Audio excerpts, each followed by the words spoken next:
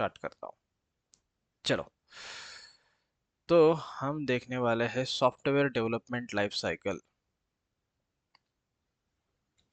किसी को आइडिया है इसके बारे में क्या होता है ये software development life cycle?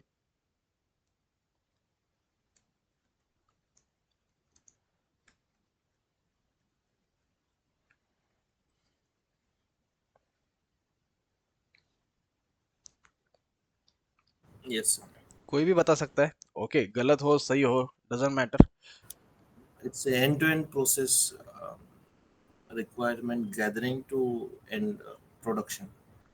Right, okay. और कोई बताएगा? Life cycle. चलो, तो अपन समझते हैं सॉफ्टवेयर डेवलपमेंट लाइफ साइकिल होता क्या है, कैसे काम करता है, ये सारी चीजें समझते हैं। ओके, तो it's a process used to design, develop, test and deliver software products. Okay, it's a process used to design, develop, test and deliver software products. Okay, मतलब क्या है? देखो, सिंपल बताता हूँ मैं। सॉफ्टवेयर डेवलपमेंट लाइफ साइकिल क्या है? Life cycle मतलब ये complete process. Okay, start to end तक। किसका लाइफ साइकिल? सॉफ्टवेयर डेवलपमेंट का लाइफ साइकिल। मतलब क्या है? मार्केट में देखो, आज अपने कंसिडर करते हैं कि एक बैंक जैसा सॉफ्टवेयर अपने को क्रिएट करना है। ओके, जैसे कि आईसीआईसीआई बैंक है, एचडीएफसी बैंक है, वैसे एक सॉफ्टवेयर हमें क्रिएट करना है। ओके, जैसे माई बैंक नाम देते हैं सॉफ्टवेयर को, वो हमें स्टार्ट टू एंड डेवलप करना है। ओके, तो स्टार्टिंग प्लान से लेके एग्जीक्यूशन तक और मेंटेनेंस तक जो भी लाइफ साइकिल का पार्ट होगा उसको बोलते हैं हम सॉफ्टवेयर डेवलपमेंट लाइफ साइकिल। मतलब हमने रिक्वायरमेंट गैदरिंग की। ओके, अभी आप बोलोगे सर रिक्वायरमेंट गैदरिंग क्या है, मैं आपको बता देता हूँ। ओके, हम यहाँ पे आईसीआईसीआई बैंक का एग्जांपल लेते हैं। अगर आप आईसीआईसीआई बैंक का एग्जांपल लोगे तो सबसे पहले क्या आएगा? यूजर आईडी और पासवर्ड। पहले आपको यूजर नेम देना है, पासवर्ड देना है। फिर आपको यहाँ पे ऑप्शंस दिखाई देंगे। ओके, आप पर्सनल में क्लिक करते हो तो यहाँ पे मल्टीपल ऑप्शन आपको दिखाई देंगे, accounts, deposits, payment, card, loan. तो ये हमारा रिक्वायरमेंट है। क्या रिक्वायरमेंट है?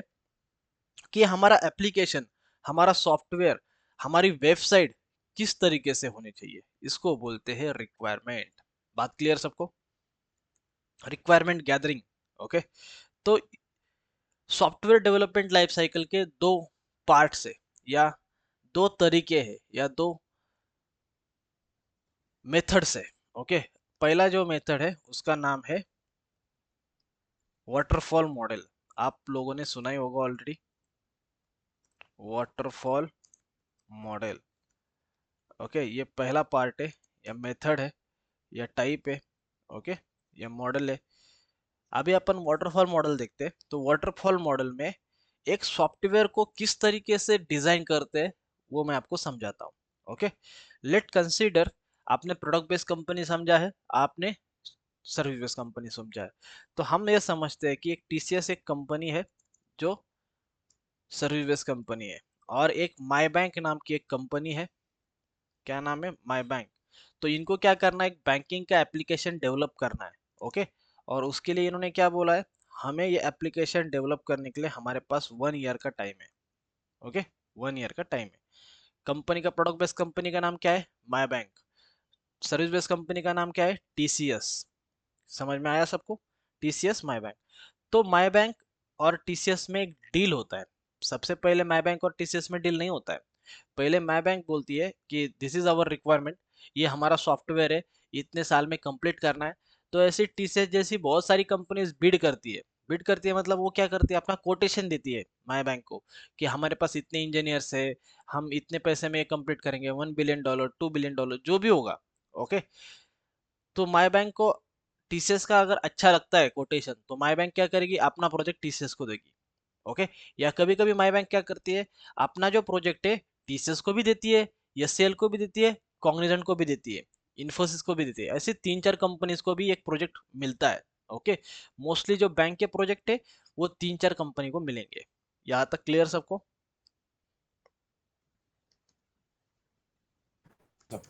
ओके, तो वाटरफॉल मॉडल में कुछ स्टेप्स होते हैं, वो स्टेप्स आपको फॉलो करने पड़ते हैं। ओके, वाटरफॉल मॉडल में कुछ स्टेप्स है वो आपको फॉलो करने पड़ते हैं। पहला स्टेप है gathering of requirement. Okay, gathering of requirement, इसका मतलब क्या होता है? इसका मतलब बहुत सिंपल है। ओके, आपके जो बिजनेस एनालिस्ट लोग होंगे, बिजनेस एनालिस्ट, बीए बोलते हैं, उनको क्या करना पड़ेगा? उनको टीसीएस के जो बिजनेस एनालिस्ट लोग हैं वो माई बैंक के साथ बैठेंगे, इनके इंजीनियर्स के साथ बैठेंगे, समझ के लेंगे रिक्वायरमेंट क्या है, एक्चुअल में कौन से ऑप्शन चाहिए, आपका एग्जैक्टली रिक्वायरमेंट है क्या। ओके, तो ये 2 मंथ्स में एक्टिविटी फॉलो की जाएगी। ओके, कौन सा? Gathering of requirement. तो आप यहाँ पे जाओगे, माई बैंक बोलेगी टीसीएस के लोगों को कि हमें अकाउंट्स का ऑप्शन चाहिए, डिपॉजिट का ऑप्शन चाहिए, पेमेंट का ऑप्शन चाहिए, फिर उसके अंदर जाने के बाद कैसा होना चाहिए, कार्ड का ऑप्शन चाहिए, लोन्स का ऑप्शन चाहिए। ये सारे जो ऑप्शंस आपको दिख रहे हैं, सारी जो फंक्शनलिटी आपको दिख रही है, ये फंक्शनलिटी के ऊपर डिस्कशन होगा माई बैंक एंड टीसीएस के बिजनेस एनालिस्ट लोगों के बीच में। ओके, और फिर डिसाइड किया जाएगा इनका एक्चुअल रिक्वायरमेंट है क्या। करेक्ट? समझ में आया? और इसके लिए हमें कितने मंथ्स का टाइम लगा? 2 मंथ्स का ड्यूरेशन लगा पूरा रिक्वायरमेंट गैदरिंग करने के लिए। ये फेज बाय फेज चलता है। पहला फेज कौन सा है? पहला फेज है गैदरिंग ऑफ रिक्वायरमेंट। फिर दूसरा लेते हैं, दूसरा फेज है डिजाइन। ओके, दूसरा फेज है डिजाइन। डिजाइन कौन करता है? मोस्टली डिजाइन करते हैं आर्किटेक्ट। ओके, कंपनी में कौन होता है? आर्किटेक्ट। आर्किटेक्ट लोग क्या करते हैं? डिजाइन करते हैं। तो डिजाइन करने के लिए भी आर्किटेक्ट लोगों ने 2 मंथ्स का टाइम लिया। कितने टाइम लिया? 2 मंथ्स का। ओके, पहला स्टेज था गैदरिंग ऑफ रिक्वायरमेंट। रिक्वायरमेंट समझ लो। रिक्वायरमेंट समझने के लिए क्या किया? टीसीएस के जो इंजीनियर है, बिजनेस एनालिस्ट लोग जो है, वो माई बैंक के साथ काम किया, रिक्वायरमेंट पूरा समझ के लिया। ओके, समझने के लिए कितना टाइम लगा उनको? 2 मंथ्स का टाइम लगा। पूरा प्रेजेंटेशन, पूरा रिक्वायरमेंट क्लियर हो गया। उसके बाद उन्होंने क्या किया? बिजनेस एनालिस्ट लोगों ने आर्किटेक्ट लोगों को समझा कि ऐसा रिक्वायरमेंट है क्लाइंट का, वैसा रिक्वायरमेंट है, क्लाइंट ये चाहता है, ये ऑप्शन होना चाहिए, ये ऑप्शन इस साइड में होना चाहिए, लॉगिन का ऑप्शन यहाँ पे होना चाहिए, जो कॉन्टैक्ट नंबर है यहाँ पे दिखना चाहिए राइट कॉर्नर में, टॉप में। ओके, ये पूरा का पूरा वेबसाइट कैसा होना चाहिए, ये पूरा बिजनेस एनालिस्ट लोगों ने आर्किटेक्ट लोगों को समझाया। फिर इन्होंने क्या किया? उस हिसाब से आर्किटेक्चर डिजाइन किया। ओके, डिजाइन करने के बाद तीसरा स्टेप आता है एक्चुअल इम्प्लीमेंटेशन का।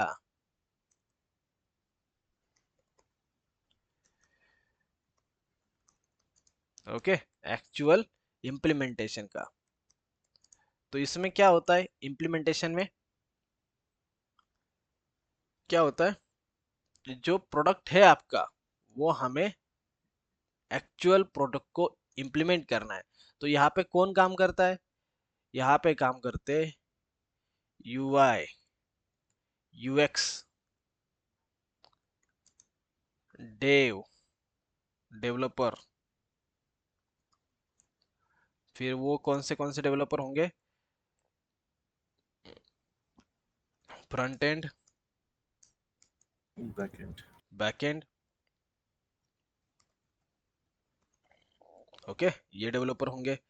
डीबीए लोग भी यहाँ पे होंगे। यहाँ पे और कौन होगा? डेवऑप्स वाले होंगे। यहाँ पे और कौन होगा? क्लाउड, क्लाउड वाले भी होंगे। और यहाँ पे कितना टाइम लगेगा? यहाँ पे लगेंगे पूरे के पूरे 5-6 मंथ का टाइम। ओके, तो हम यहाँ पे कंसिडर करते हैं 6 मंथ। ये सबसे बड़ा फेज है। और यहाँ पे आप लोग काम कर रहे हो, जो भी आपका प्लेसमेंट होगा, आपको जॉब लगेगी, आप सब इम्प्लीमेंटेशन फेज में काम करने वाले हो। क्लियर सबको? आप कहाँ पे काम करोगे? आप हमेशा इम्प्लीमेंट फेज में काम करोगे। जैसे आपका एक्सपीरियंस बढ़ेगा, ओके, 10, 12, 15 साल का एक्सपीरियंस होगा, आप आर्किटेक्ट टीम में जाओगे। अभी आपका फेज क्या है? अभी आपका फेज है DevOps, cloud, back and, front end, database, इस फेज में आप काम करोगे। किसी को डाउट है यहाँ तक? Yes, sir. ओके, क्लियर है। और this is not part of DevOps, ये डेवऑप्स का पार्ट नहीं है। अगर आईटी में आप किसी भी फील्ड में जा रहे हो तो आपको ये चीजें पता होनी ही चाहिए। ओके, चलो आगे बढ़ते हैं। फिर होता है वेरिफिकेशन। ओके, वेरिफिकेशन में कौन काम करता है? टेस्टिंग, पता है टेस्टिंग टीम, और क्यूए क्वालिटी एनालिसिस, दोनों एक ही प्रोफाइल है लगभग। ओके, यहाँ पे कितना मंथ्स का टाइम गया? 6 मंथ का। 6 और 2 8, ये हो गए 10 मंथ्स का टाइम। ओके, और टेस्टिंग करने के लिए और 2 मंथ्स का टाइम दिया।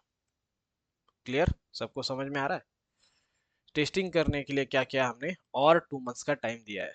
ओके, तो मैं इनका फॉन्ट साइज कम करता हूँ थोड़ा सा। ओके, टेस्टिंग करने के लिए हमें और 2 मंथ्स का टाइम लगा। टेस्टिंग मतलब क्या होता है? जो एप्लीकेशन, जो क्लाइंट का रिक्वायरमेंट था वैसा कि वैसा एप्लीकेशन है कि नहीं, उसको बोलते हैं टेस्टिंग। तो टेस्टिंग फेज में पूरा का पूरा टेस्ट किया, सब कुछ सही से चल रहा है क्या, कोई प्रॉब्लम तो नहीं है। ओके, फिर हमने वेरिफिकेशन भी किया सब कुछ सही है कि नहीं, और वेरीफाई भी हमारा एप्लीकेशन हो गया। ओके, और इसके लिए 2 मंथ्स का टाइम लगा। ओके, कभी कभी ये भी हो सकता है कि वेरिफिकेशन के टाइम में कुछ बग्स आ सकते हैं, कुछ रीडेवलपमेंट करने की कोशिश करना पड़ेगा। ओके, मतलब आपने सोचा था कि ये जो एप्लीकेशन है, ये एप्लीकेशन में लोन में क्लिक करने के time personal loan, home loan, car loan, ये सब कुछ आएगा, गोल्ड लोन, लेकिन यहाँ पे 2 ऑप्शन दिख रहे हैं, बाकी के ऑप्शन नहीं दिख रहे हैं, तो डेवलपर को ऐड करने पड़ेंगे। तो वो कहाँ पे पकड़ा जाएगा? वो पकड़ा जाएगा वेरिफिकेशन में। ओके, टेस्टिंग टीम जब टेस्ट कर रही है। फिर कभी कभी ये हो सकता है कि आप जैसे क्लिक करते हो इस पे, क्लिक करने के बाद जो ऑप्शन का या जो फॉर्म आता है उसके लिए टाइम लग सकता है। Okay, right.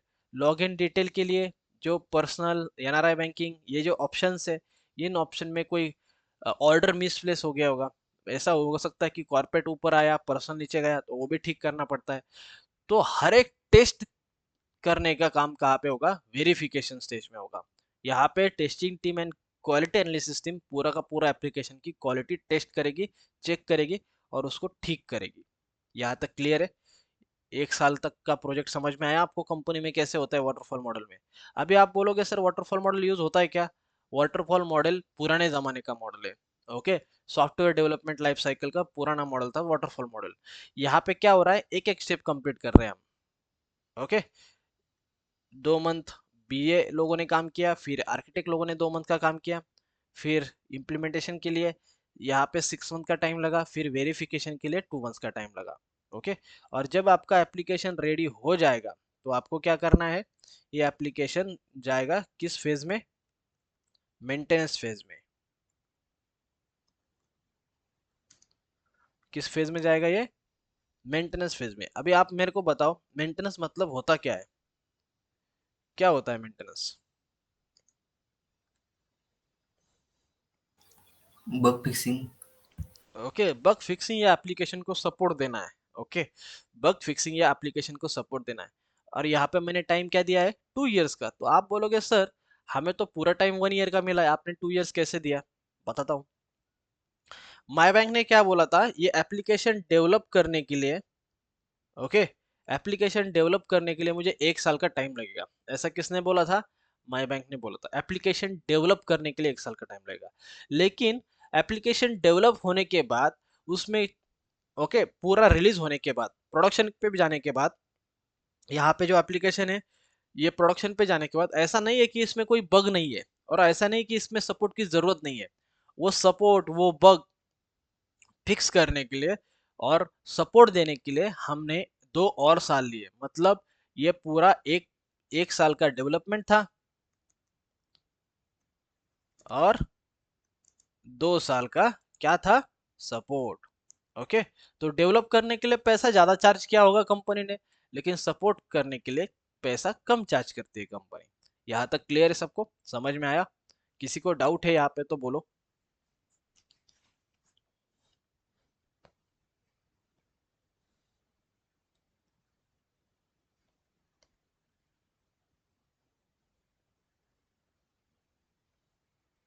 No, sir.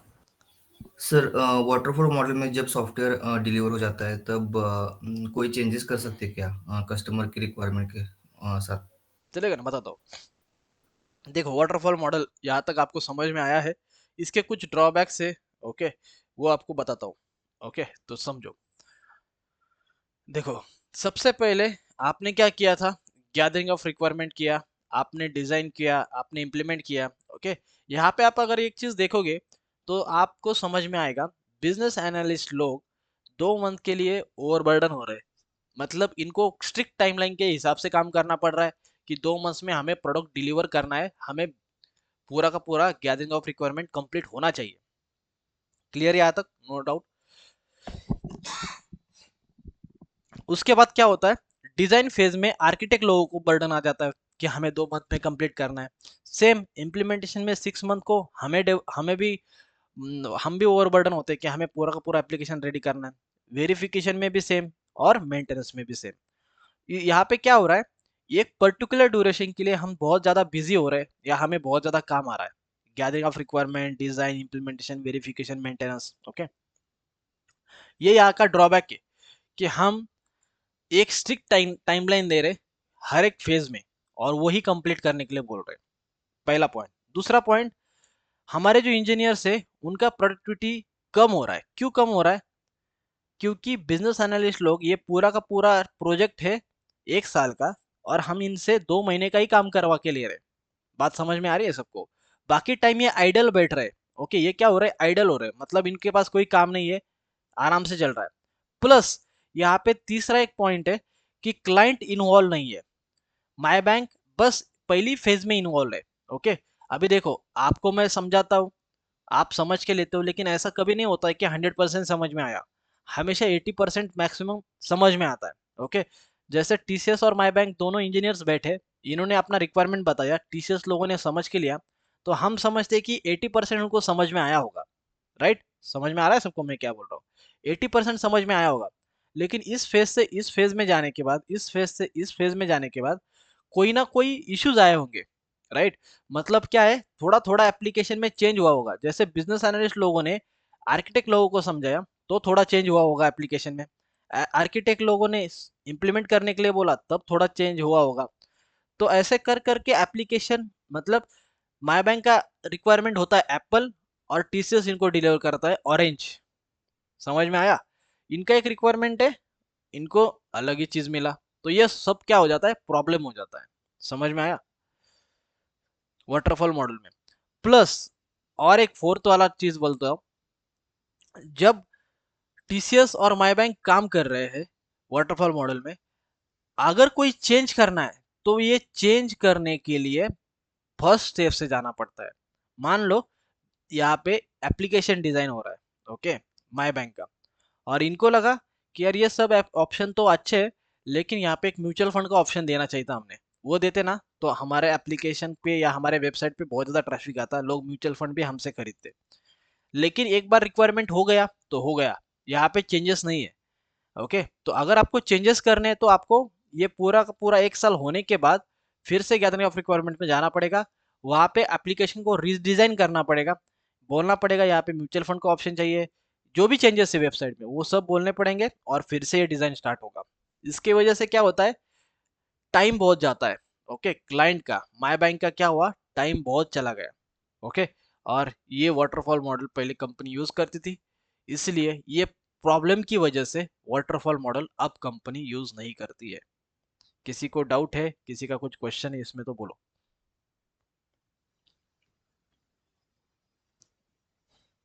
सबको समझ में आ रहा है? Hello sir. हाँ, बोलिए ना। ये waterfall अभी फील्ड में होता है क्या यूज, इन द हाँ, सेंस बैंकिंग और दूसरे सॉफ्टवेयर में? वाटरफॉल मॉडल यूज करती है, जैसे सिविल इंजीनियर का काम है। सिविल इंजीनियर का काम पता होगा आपको। ओके, सिविल इंजीनियर यस क्या सर। करते हैं, सबसे पहले एक लैंड परचेस करते हैं, डेवलपर बड़े बड़े एक लैंड परचेस करते हैं।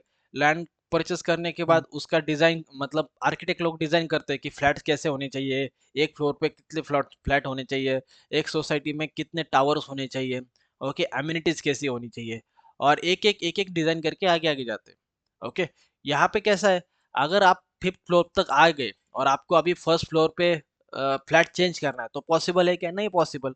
तो वाटरफॉल मॉडल सिविल इंजीनियर के लिए यूज होता है, मैकेनिकल इंजीनियर के लिए यूज होता है।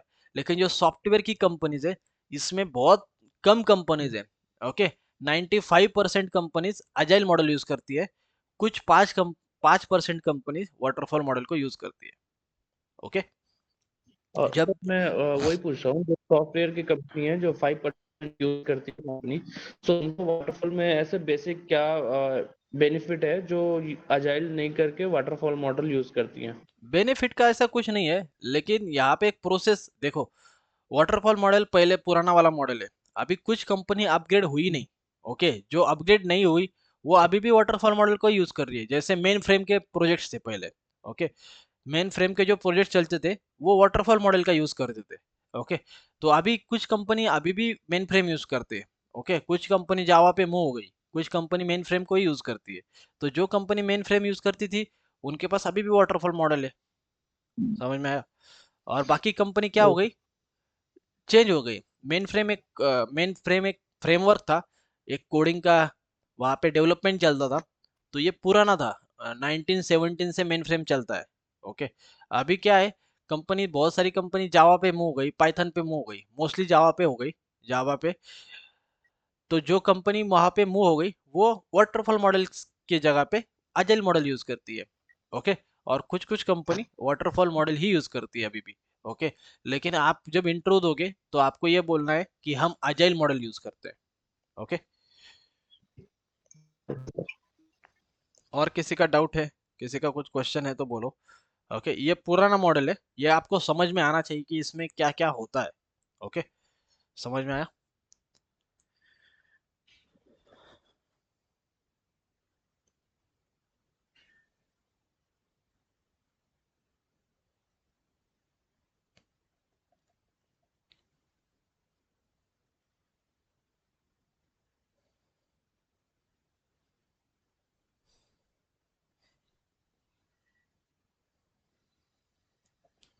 समझ में आया? किसी को डाउट है इसमें वाटरफॉल मॉडल में? ये स्टेप्स है। ओके, आप अपना वेबसाइट देखोगे तो यहाँ पे gathering of requirement, design, implementation, maintenance, verification, ये सारी स्टेजेस दिए है। ओके, चैलेंजेस, क्या क्या डिफिकल्टी आती है? तो डिफिकल्टी में सिंपल है, आपको अगर कुछ भी चेंज करना है, ओके, तो आपको सबसे स्टार्टिंग से ही स्टार्ट करना पड़ता है। ओके, अगर माई बैंक बोलता है ये छोटा सा एक फीचर ऐड कर दो तो वो भी पॉसिबल नहीं है। ओके, आपको फिर से स्टार्टिंग से स्टार्ट करना पड़ता है। इसलिए कंपनी ने क्या किया, प्लस सबसे मेजर इशू ये है कि माई बैंक का इन्वॉल्वमेंट नहीं है। ओके, गैदरिंग ऑफ रिक्वायरमेंट हो गया, माई बैंक अपना काम कर रहा है, टीसीएस का ये डेवलपमेंट चल रहा है। जब टीसीएस ने ये डेवलपमेंट कर दिया और माई बैंक को लास्ट में डेमो दिखाया कि ऐसा एप्लीकेशन है, तो ये मतलब पूरा सिनेरियो ही अलग हो जाता था। उनका एक्सपेक्टेशन अलग था, टीसीएस डिलीवर अलग करती थी, तो बहुत बड़ा प्रॉब्लम होता था। तो इस प्रॉब्लम को सॉल्व करने के लिए ही वाटरफॉल मॉडल की जगह पे अजाइल मॉडल आया। तो अजाइल मॉडल में क्या होता है, क्लाइंट का रिक्वायरमेंट, जो भी आपका क्लाइंट है उसका रिक्वायरमेंट पूरा का पूरा एप्लीकेशन डिलीवर होने तक है। ओके, ये प्रोसेस पूरा का पूरा कंप्लीट होने तक क्लाइंट का इन्वॉल्वमेंट है। इसकी वजह से क्या होता है, इसकी वजह से कोई भी जो प्रॉब्लम इन बिटवीन आते हैं वो इजीली सॉल्व हो जाते हैं, और अगर कुछ नया डेवलप करना है तो वो भी जल्दी से उसमें ऐड कर सकते हैं अपन। यहाँ तक कंप्लीट है। आगे मैं बताऊँ आपको वाटरफॉल मॉडल के बाद अजाइल मॉडल कैसा होता है? Yes sir. Yes, sir. Okay, yes तो अजाइल मॉडल को समझिए, ये बेस्ट मॉडल है। आपको यही बोलना है, जब आप कंपनी में इंट्रो देने जाओगे तो बोलना है कि हमने अजाइल मॉडल में काम किया था। ओके, तो अभी जो बैंकिंग है या कोई भी इंडस्ट्री है, वो जो डेवऑप्स को अडेप्ट कर रही है वो सारी की सारी अजाइल मॉडल को ही यूज करती है। ओके, तो अजाइल मॉडल में कुछ रोल है। ओके, तो वो रोल को समझो। पहला रोल है प्रोडक्ट ओनर। ओके, क्या नाम है? पहला प्रोडक्ट ओनर। दूसरा है स्क्रम मास्टर।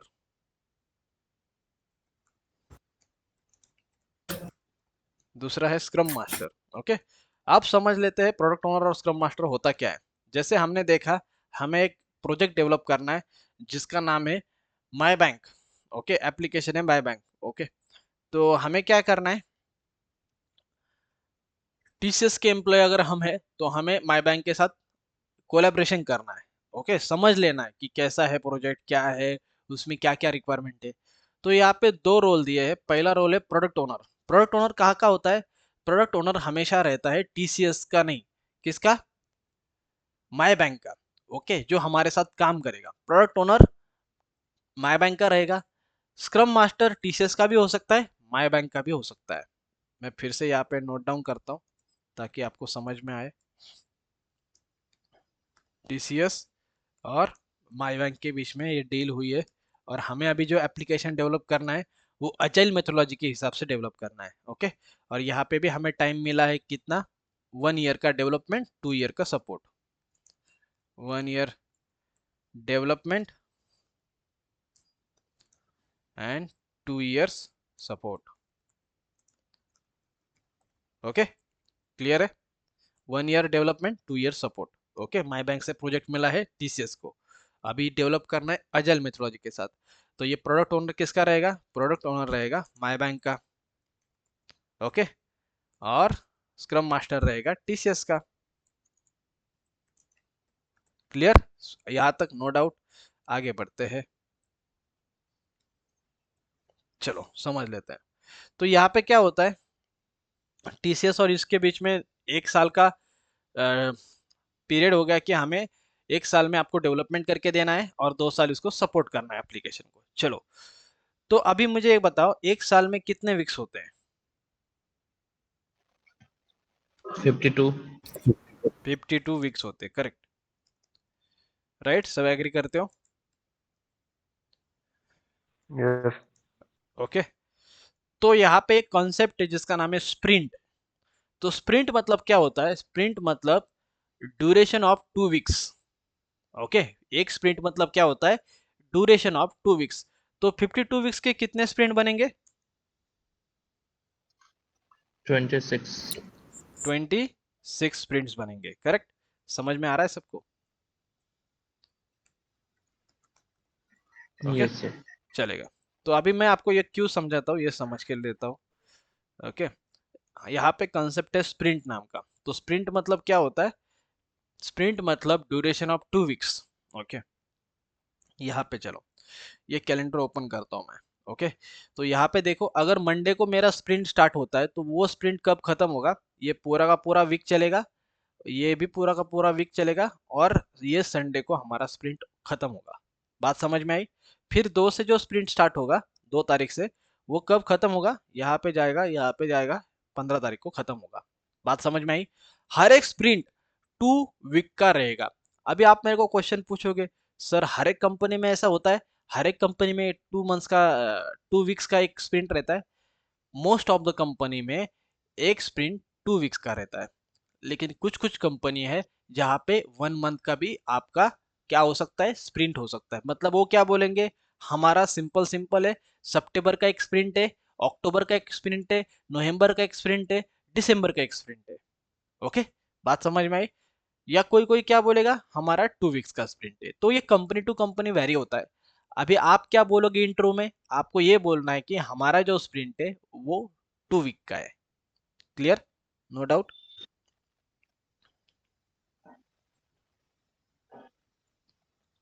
परफेक्ट, समझ में आ रहा है? यहाँ तक आगे बढ़ सकता हूं मैं? Yes sir. चलेगा। तो आजाइल में जो काम होता है वो मीटिंग्स में होता है। किस में होता है? मीटिंग्स में। आजाइल की मीटिंग्स है वो बहुत इंपॉर्टेंट है। ओके, और आजाइल में जो भी काम होता है वो कैसे होता है? मीटिंग्स में होता है। तो कौन सी मीटिंग है, क्या क्या मीटिंग्स है, वो समझ लेते हैं। तो सबसे पहला वाला मीटिंग है जिसका नाम होता है स्प्रिंट प्लानिंग। क्या है? Sprint planning. ओके, जिसको 1 आवर का टाइम लगता है। ओके, ये क्या है? नाम में ये स्प्रिंट प्लानिंग। स्प्रिंट मतलब क्या? 2 वीक का ड्यूरेशन है, उसको हम बोलते हैं स्प्रिंट।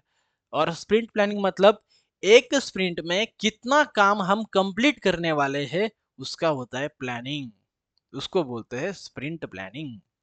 बात समझ में आई? और ये कब रहेगा? स्प्रिंट का प्लानिंग कब होगा? Start of the sprint. जब हमारा स्प्रिंट स्टार्ट होने वाला है तभी हम एक मीटिंग लेंगे जिसका नाम होगा स्प्रिंट प्लानिंग। 1 घंटे का मीटिंग होगा। इस 1 घंटे के मीटिंग में कौन कौन होगा? इंजीनियर्स होंगे, आर्किटेक्ट होंगे, आपके मैनेजर्स होंगे, ओके, बिजनेस एनालिस्ट भी होंगे, सब क्या करेंगे, डिसाइड करेंगे कि हमारा जो माई बैंक का एप्लीकेशन है, ओके, ये माई बैंक का जो एप्लीकेशन हम डिजाइन करने वाले हैं उसमें से इस स्प्रिंट में, फर्स्ट स्प्रिंट में हम कितना काम करेंगे। तो हम सोचते हैं अकाउंट में saving account and salary account, ये दो पोर्शन को ही हम इस स्प्रिंट में डेवलप करने वाले हैं। समझ में आया? हम क्या करेंगे, जो एक साल का जो काम है उसको 26 स्प्रिंट में हमने डिवाइड किया, ओके, बड़ा सा जो काम था हमने क्या किया, उसको डिवाइड किया, और छोटे छोटे क्या कर रहे हैं, हम पीसेस कंप्लीट कर रहे हैं, ओके। हम क्या कर रहे हैं, एक स्प्रिंट में ये अकाउंट का डेवलप करेंगे, दूसरे स्प्रिंट में डिपॉजिट का डेवलप करेंगे, तीसरे स्प्रिंट में पेमेंट का कंप्लीट करेंगे, फिर कार्ड्स का। हर एक स्प्रिंट में हम थोड़ा थोड़ा डेवलपमेंट कर रहे हैं। बात समझ में आई सबको? किसी को डाउट है तो बोलो।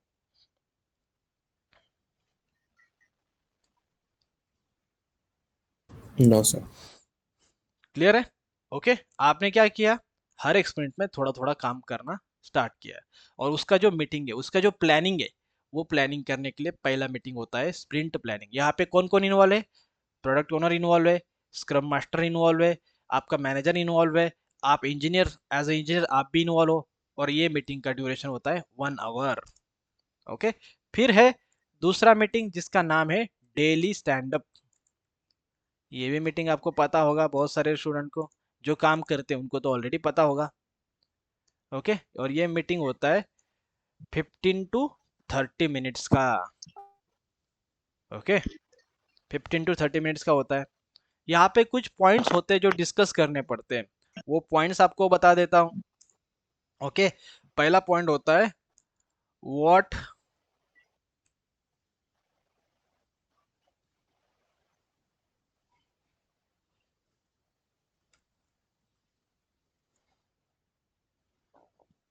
What did you do yesterday, कल आपने क्या काम किया था।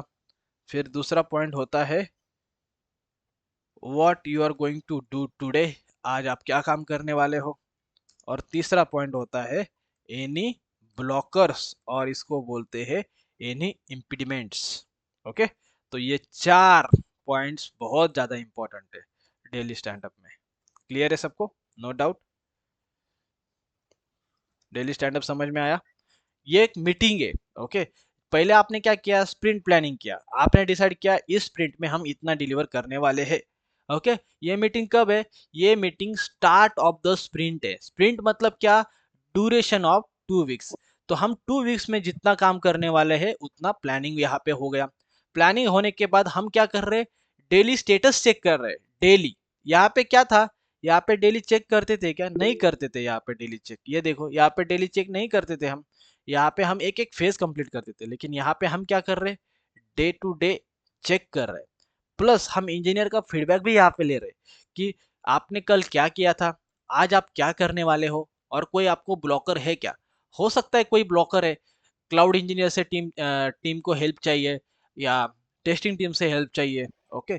तो यहाँ पे डेली क्या, डेली स्टैंड अप होता है, पता चलता है कि कहाँ पे काम आ रहा है, कितना काम चल रहा है, क्या क्या इम्पीडिमेंट्स है, क्या क्या ब्लॉकर्स है। तो ये पूरा का पूरा डिस्कशन डेली स्टैंड अप में होता है, ओके। आगे बढ़ते हैं फिर है डेमो, ओके। और डेली स्टैंड अप में कौन रहेगा, आपका स्क्रम मास्टर भी रहेगा, प्रोडक्ट ओनर भी रहेगा। आप बोलोगे सर प्रोडक्ट ओनर और स्क्रम मास्टर का काम है क्या, दो अलग अलग रोल का मीनिंग क्या है। समझ में आया हमें कि एक माई बैंक का है और एक टीसीएस का है, लेकिन इनके रोल क्या है, ये काम क्या करते हैं, ओके। तो मैं इनका काम भी बता देता हूँ। तो प्रोडक्ट ओनर एक मेजर स्टेक होल्डर होता है फ्रॉम माई बैंक, ओके। वो आपका एप्लीकेशन देखता है, जैसे आपका डेवलपमेंट हो रहा है वो चेक करता है, वो आपके साथ ही काम करता है, ओके। आपको अगर किसी की जरूरत है तो आपको अवेलेबल करके देता है। ये पूरा का पूरा काम होता है प्रोडक्ट ओनर का। आप बोलोगे सर फिर स्क्रम मास्टर का काम क्या है। स्क्रम मास्टर का काम ये है कि ये पूरा का पूरा स्प्रिंट के मीटिंग अरेंज करना, मीटिंग को असिस्ट करना, मीटिंग का जो शेड्यूल है उसको फॉलो करना, सबका फीडबैक लेना, ये पूरा का पूरा काम होता है स्क्रम मास्टर का। स्क्रम मास्टर टेक्निकल भी हो सकता है, नॉन टेक्निकल की भी हो सकता है। प्रोडक्ट ओनर टेक्निकल ही होता है, scrum master technical non technical हो सकता है। नॉन टेक्निकल भी हो सकता है जिसको किसी का आइडिया नहीं है क्या होता है डेवलपमेंट क्या होता है, लेकिन ये आपको हेल्प करेगा। मान लो यहाँ पे आपको कुछ ज़्यादा काम मिल रहा है या आपको मैनेजर जानबूझ के ज़्यादा काम दे रहा है, तो आप उसका कंप्लेंट स्क्रम मास्टर को कर सकते हो। तो स्क्रम मास्टर आपको हेल्प करने के लिए अवेलेबल है यहाँ पे। मीटिंग अरेंज करेगा, मीटिंग को ये अपना स्क्रीन शेयर करेगा, आपको फीडबैक पूछेगा कि आपने कल कितना काम किया था, आज कितना करने वाले हो, कोई ब्लॉकर है कि नहीं, आपको कोई परेशानी हो रही है तो आप स्क्रम मास्टर से डिस्कस कर सकते हो। क्लियर? यहाँ तक किसी को डाउट है? पूछिए।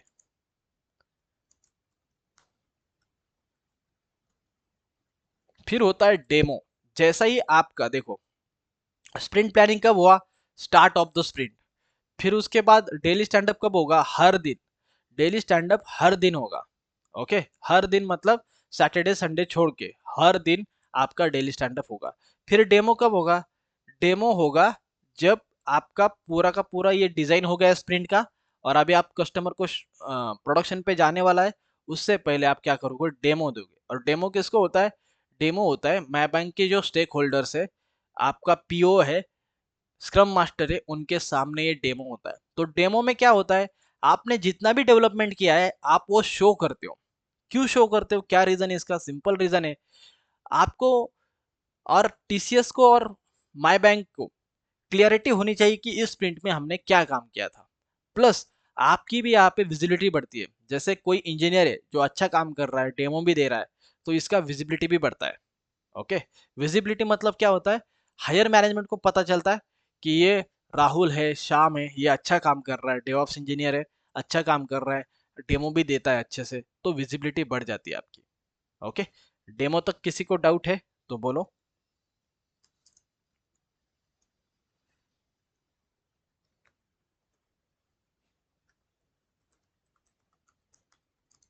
फिर और एक मीटिंग होता है जिसका नाम होता है रेट्रोस्पेक्टिव। ओके, ये मीटिंग के बारे में भी आपको समझा देता हूँ। ये मीटिंग भी 1 आवर का होता है। इसमें भी कुछ पॉइंट डिस्कस किए जाते हैं। पहला पॉइंट है उसमें से what went well, what went well. Okay, दूसरा पॉइंट है यहाँ पे what didn't go well, what didn't go well. और थर्ड वाला पॉइंट है हैप्पीनेस फैक्टर।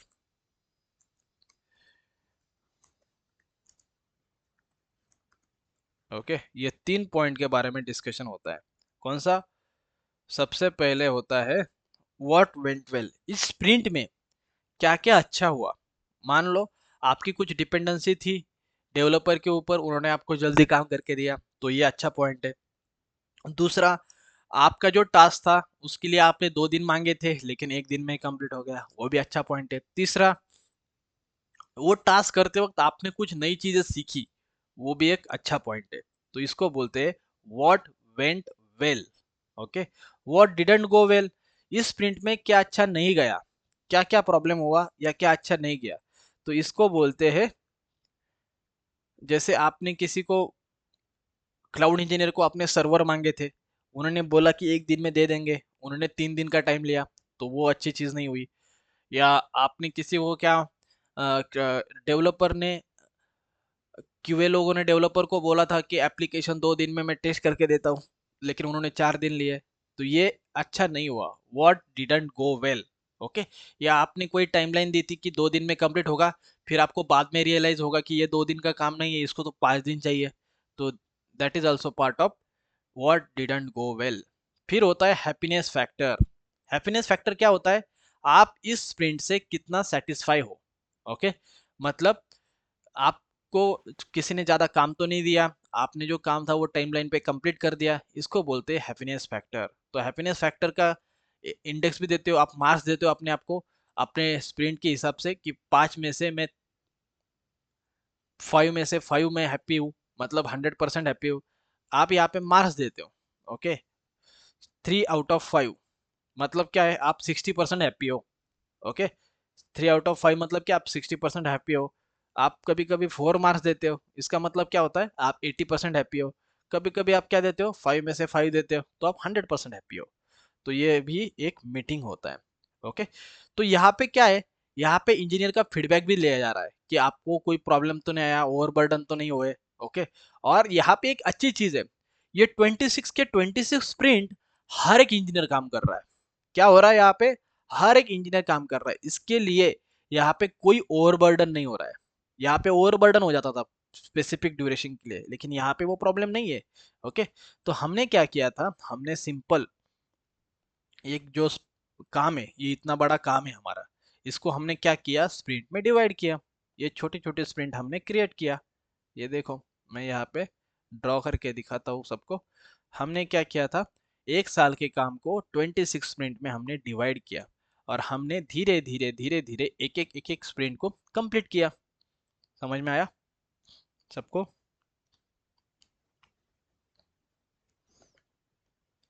हमने क्या किया, धीरे धीरे इस काम को एक एक स्प्रिंट हमने कंप्लीट किया, राइट? ओके, धीरे धीरे एक एक स्प्रिंट के काम को हमने कंप्लीट किया, तो इसको बोलते हैं अजाइल मेथोडोलॉजी। यहाँ पे हर एक चीज इंजीनियर को रिस्पेक्ट मिल रहा है, उनका फीडबैक ले रहे हैं हम, इसलिए ये मॉडल ज्यादा फेमस हुआ। समझ में आया सबको? किसी को डाउट है? सर ये मीटिंग सॉरी, ये मीटिंग डेली होता है? कौन सा वाला, रेट्रोस्पेक्टिव? रेट्रोस्पेक्टिव और ये यहाँ पे, डेली स्टैंड अप तो सर डेली होता है? हाँ, यहाँ पे एक ही मीटिंग डेली होता है जिसका नाम है डेली स्टैंड अप। डेमो होता है end of the sprint, retrospective भी होता है एंड ऑफ द स्प्रिंट। जब स्प्रिंट खत्म होगा, एक ही दिन ये 1 घंटे का मीटिंग होगा, स्प्रिंट में एक बार। कौन सी मीटिंग स्प्रिंट में एक बार है, स्प्रिंट प्लानिंग एक बार है, डेमो भी एक बार हो रहा है। मतलब 2 वीक में एक ही दिन, एक ही 1 घंटे का ही मीटिंग ये होगा स्प्रिंट प्लानिंग, डेमो भी 1 घंटे का होगा, रेट्रोस्पेक्टिव भी 1 घंटे का होगा। लेकिन ये डेली स्टैंड अप है, ये हर रोज चलेगा। क्लियर? Okay sir.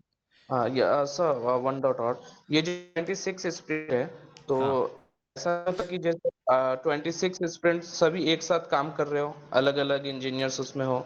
नहीं, एक एक स्प्रिंट का काम चलता है। स्प्रिंट मतलब होता है ड्यूरेशन ऑफ 2 वीक्स, इसमें एक स्प्रिंट में सारे इंजीनियर्स काम कर रहे हैं। Okay sir. एक स्प्रिंट में क्या होता है, हेलो। सारे इंजीनियर, हाँ बोलिए। एज अ डेवऑप्स इंजीनियर हमारा इन्वॉल्वमेंट ये सारी प्लानिंग में होगा क्या, like yes, sprint planning yes, के हमारा लिए? Planning, okay. पूरे प्लानिंग में हमारा इन्वॉल्वमेंट हमें भी पता होना चाहिए ना। देखो, यहाँ पे टेस्टर भी इन्वॉल्व है, यहाँ पे डेवलपर भी इन्वॉल्व है, क्लाउड इंजीनियर भी इन्वॉल्व है, डेवऑप्स इंजीनियर भी इन्वॉल्व है, सब इन्वॉल्व है। क्यों? क्योंकि हर किसी को पता होना चाहिए काम कैसे डिलीवर हो रहा है। बात समझ में आई? काम कैसे डिलीवर हो रहा है। हो सकता है कि कभी कभी किसी स्प्रिंट में आपको काम नहीं होगा, कोई प्रॉब्लम नहीं है, लेकिन आपको पता होना चाहिए हमारा एप्लीकेशन कैसे प्रोडक्शन पे जा रहा है, हमारा एप्लीकेशन कैसे डेवलप हो रहा है। ये पूरा का पूरा चीज आपको पता होना चाहिए, इसलिए आपको भी यहाँ पे अवेलेबल रहना पड़ता है। ओके, क्लियर है सबको? यस।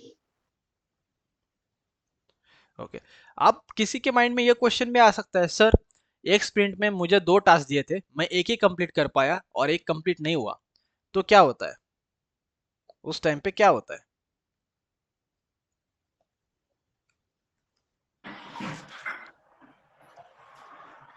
ओके, उसको बोलते हैं स्पिल ओवर।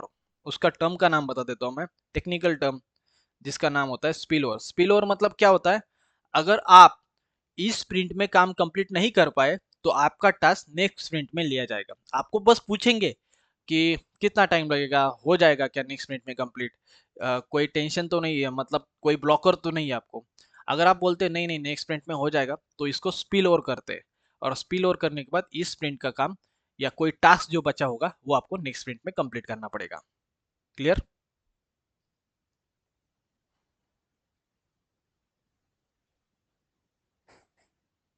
Yes sir. समझ में आया सबको? Yes sir.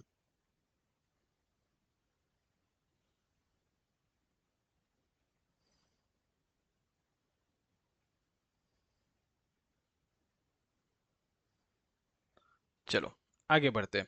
तो हम ये समझते हैं वाटरफॉल मॉडल में आपको ज़्यादा बर्डन है, आपको काम कंप्लीट ही करना है स्पेसिफिक टाइम में। यहाँ पे वैसा नहीं है।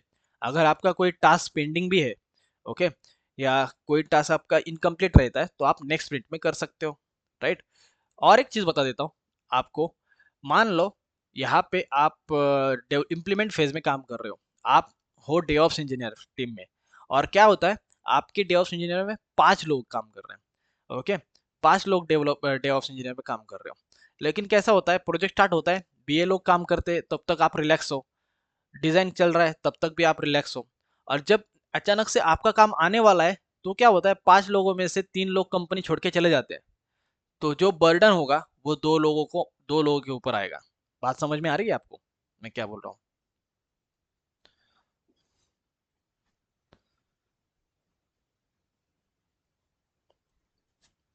जो बर्डन होगा वो 2 लोगों पे आएगा, क्योंकि अभी हायरिंग करना पड़ेगा और 3 लोगों को, और यहाँ पे जो टाइम है वो स्ट्रिक्ट है कि 6 मंथ के अंदर आपको डिलीवरी देना ही देना है।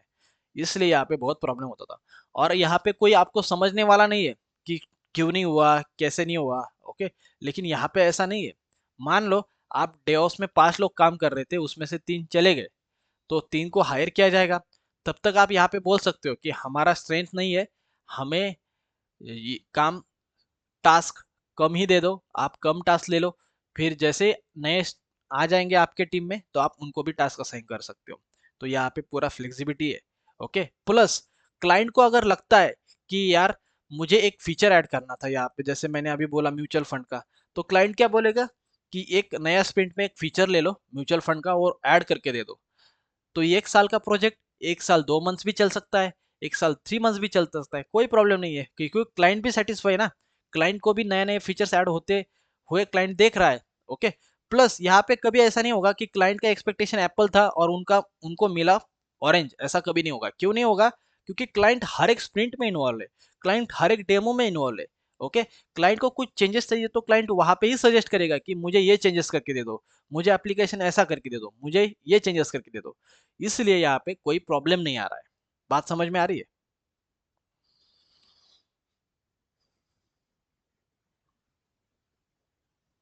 कंसेप्ट सबका क्लियर हो रहा है? Yes, sir. Okay. Yes, sir. किस वजह से? क्योंकि जो एप्लीकेशन है और टीसीएस जो काम कर रहा है वो माई बैंक को ट्रांसपेरेंट है, ओके। माई बैंक यहाँ पे इन्वॉल्व है, ओके। और अगर कुछ ज्यादा काम भी होता ही भी है, ओके, होता भी है, तो क्या होगा, माई टीसीएस उसको ऐड कर देगा, और ये अपना जो एग्रीमेंट है उसको बढ़ाते रहेगा, ओके। इस तरीके से आजकल अजाइल मेथोडोलॉजी में काम होता है।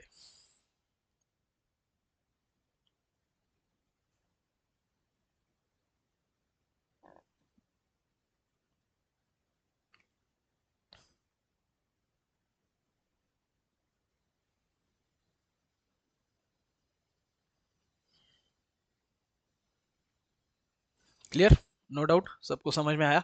अजाइल मेथोडोलॉजी, वाटरफॉल मॉडल में क्या क्या प्रॉब्लम है, क्या क्या है, ओके। वाटरफॉल मॉडल वहां पे सुटेबल है जहाँ पे आपको सब कुछ फिक्स पता है। लेकिन अगर आपको पता नहीं है फिक्स क्या ही करना है, ओके, तो सबसे बेस्ट है अजाइल मेथोडोलॉजी। आप जब भी इंट्रो दोगे तो आपको यही बोलना है कि हमने अजाइल मेथोडोलॉजी में ही काम किया था, ओके। Hello sir. बोलिए ना। Sir, any drawback of agile methodology? अभी ड्रॉबैक तो दोनों के भी है, ओके। अजाइल के भी है और वाटरफॉल मॉडल के भी है, तो मैं आपको दोनों के ड्रॉबैक यहाँ पे नोट डाउन करके देता हूँ। चलो, दोनों के भी देता हूँ, अजाइल के भी और वाटरफॉल मॉडल के भी। तो मुझे आप बताओ वाटरफॉल मॉडल के ड्रॉबैक क्या है? इसमें अगर बीच में कुछ भी फीचर ऐड करना हो तो वो पॉसिबल नहीं है। करेक्ट। दूसरा? Time consuming. कस्टमर के एक्सपेक्टेशन के अकॉर्डिंग, उस अकॉर्डिंग नहीं होता है ओके। और डिलीवर। और Loss of बड़ा resources, okay. Time time consuming. utilization. Time utilization अच्छे से नहीं होता है, वो अपने जो इंजीनियर है वो ओवर बर्डन हो जाते हैं, राइट? समझ में आ रहा है? राइट। अभी अजल के देखते हैं।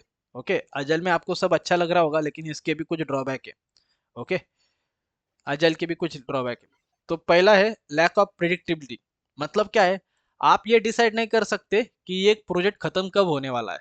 समझ में आ रहा है? क्योंकि क्लाइंट बोल रहा है आपको ये फीचर ऐड करो, वो फीचर ऐड करो, तो आपका प्रोजेक्ट का टाइमलाइन डिले हो रहा है। करेक्ट? समझ में आया सबको? यस। ओके।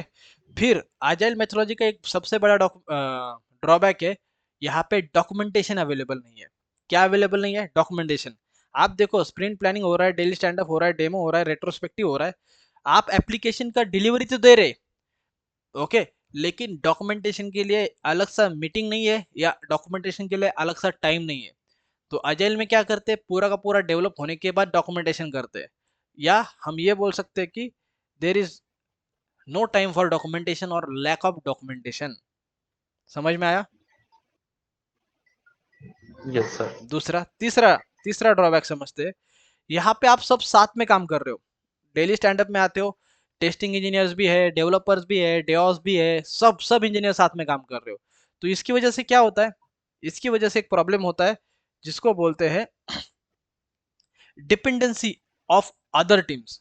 मान लो कि मैं काम कर रहा हूँ टेस्टिंग में, और मुझे कुछ सर्वर चाहिए, और सर्वर का डिपेंडेंसी है क्लाउड इंजीनियरिंग टीम से। तो मुझे क्या करना पड़ता है, मेरा एक डिपेंडेंसी हो गया क्लाउड इंजीनियरिंग टीम पे। प्लस दूसरा क्या है, मान लो डेवलपर के ऊपर टेस्टिंग का डिपेंडेंसी होता है। जैसे डेवलपर जब एप्लीकेशन को रेडी करेगा, सबको क्या मिला है, एक स्प्रिंट का टाइम मिला है। टेस्टर को भी उसी स्प्रिंट में काम खत्म करना है, डेवलपर को भी उसी स्प्रिंट में काम खत्म करना है। अगर डेवलपर का काम लेट हो जाता है तो टेस्टर को भी टेस्ट करने में प्रॉब्लम आएगा। राइट? मतलब क्या है, एक दूसरे के ऊपर डिपेंडेंसी ज्यादा होने के कारण ये भी एक ड्रॉबैक है अजाइल का। समझ में आ रहा है या फिर से समझाओ? आया सर समझ। आया? तो ये सारे क्या है, ड्रॉबैक भी है। अजाइल मेथोडोलॉजी अच्छा है, लेकिन इसमें थोड़े से ड्रॉबैक है। जैसे कि मैंने अभी बताया, पहला है डॉक्यूमेंटेशन का, दूसरा है कि फिक्स टाइमलाइन पता नहीं है, तीसरा क्या होता है, डिपेंडेंसी है। ओके, टेस्टिंग का डिपेंडेंसी है डेवलपर के ऊपर, डेवलपर का डिपेंडेंसी है क्लाउड इंजीनियरिंग के ऊपर। तो जब तक एक दूसरे का काम होता नहीं है, तब तक पूरा का पूरा साइकिल कंप्लीट नहीं होता है। ओके, ये है आपका agile and waterfall model. Sir इसमें आर्किटेक्चर डिजाइन नहीं करते क्या है ना, यहाँ पे सॉफ्टवेयर ये को? सब डेली स्टैंडअप में ही आते हैं। यहाँ पे प्लानिंग में क्या करते हैं, जब प्लानिंग का मीटिंग होता है, आर्किटेक्चर समझा देता है कि ऐसा ऐसा आर्किटेक्चर आपको बनाना है। ओके, यहाँ पे हर कोई इन्वॉल्व है, टेस्टिंग भी इन्वॉल्व है, आर्किटेक्चर भी। इसीलिए तो ये कियोस बनता जाता है। ओके, मतलब हर कोई एक ही फेज में काम करता है। ओके, तो प्रॉब्लम भी आता है, आर्किटेक्ट ने बोला ऐसा करो, ऐसा नहीं हो रहा है, फिर आर्किटेक्ट के पास जाना पड़ेगा, फिर से थोड़ा सा आर्किटेक्चर चेंज करना पड़ेगा। तो ये सारे चेंजेस, सारी चीजें आपको अजाइल मेथोडोलॉजी में मिलती है। Understood sir. ओके, चलेगा। और किसी को कोई डाउट है? और एक पता है, और यहाँ पे मेजर चैलेंज है, आपके पास दो आर्किटेक्चर होंगे, तीन चार टेस्टर होंगे, चार पांच डेवऑप्स इंजीनियर होंगे। ओके, मतलब आपका 20-30 लोगों का टीम है, तो ये मॉडल बहुत बेस्ट है। लेकिन मान लो आपका टीम है 300-400 लोगों का, तो हर डेली आप स्टैंड अप 15 to 30 मिनट्स में नहीं ले सकते। You getting my point? मेरी बात समझ में आ रही है आपको? ये स्केलिंग या यस बड़ा सर। एप्लीकेशन होता है, और बड़े एप्लीकेशन में जब आपके इंजीनियर्स 300-400 लोग काम करते, तो ये पूरा का पूरा मीटिंग और अजाइल का सेटअप करना बहुत मुश्किल होता है। तो उस टाइम पे क्या करते हैं, समझ के ले लो। उस टाइम पे टेस्टिंग लीड अलग से काम करते, डेवलपर अलग से काम करते, डेवऑप्स टीम अलग से काम करती है, और उनका अजाइल का जो मीटिंग्स और पूरा का पूरा सेटअप है, ये भी अलग से होता है। ये बात को याद रखो। अगर आपका टीम का साइज टोटल 20-30 का है, छोटा कंपनी है, तो ये बेस्ट है, कोई प्रॉब्लम नहीं है। लेकिन जैसे आपका टीम का साइज 400-500 लोगों का, आप बोलोगे सर इतना बड़ा होता है क्या? ये तो कुछ भी नहीं है। 2-2 हजार बीट का टीम होता है, जिसमें से डेवलपर हो 300, डेवऑप्स इंजीनियर हो 500, ऐसी बड़ी बड़ी टीम्स भी होती है। तो फिर जो स्टैंड अप है, जो मीटिंग्स है, वो क्या करना पड़ता है, इंटरनली करना पड़ता है अपने अपने टीम में। ये पूरा का पूरा मीटिंग होगा। समझ में आया? जब स्केलिंग होता है तो भी अजाइल का प्रॉब्लम आता है। चलेगा? यहाँ तक क्लियर है सबको? Yes sir. ओके, कल थोड़ा और पार्ट देखेंगे इसके आगे का।